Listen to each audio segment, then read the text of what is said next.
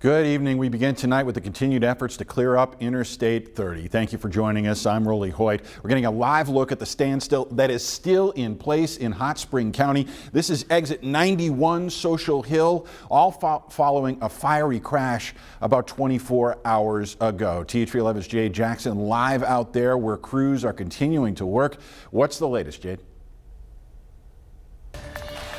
Well, guys, we're at mile marker 91 off I-30 here, where if you look just over my shoulder, it's still at a standstill still. And even for us to even get to this point, it took 2 hours just to get from Little Rock to Benton. And they have one lane that's open, but crews are still working on getting those roads reopened fully. Looking at that road, looking at the interstate, the stretch where the accident happened, we had to get all of the damaged trucks off the interstate, and that happened. The final damaged truck was removed sometime around 7 or 8 this morning. But 24 hours after a deadly crash involving 8 18-wheelers that left 3 people dead, the Arkansas Department of Transportation's crews are still repaving the roads.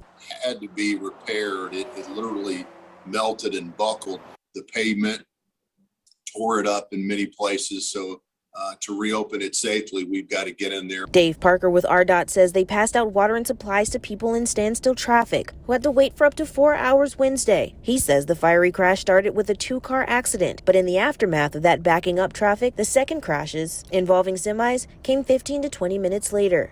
There were 2 accidents that created this whole situation. There's been 8 people killed so far this year along a 25-mile stretch of I-30 between Hot Spring and Clark counties. And it's those types of accidents that Jennifer Crawford and her husband see often as truckers from Malvern. We see a lot of it everywhere. It was very disheartening to see. Very. Because, I mean, that's our livelihood. Parker says weather conditions from Wednesday did play a part in the collisions. And Crawford says that can really impact drivers. People don't take that into consideration, that especially when we have asphalted roads, that oil comes up. They get slick. They don't drive for the conditions that they need to. And with 3 lives lost, being on the roads can seem scary. It's just horrible. I mean, it's horrible.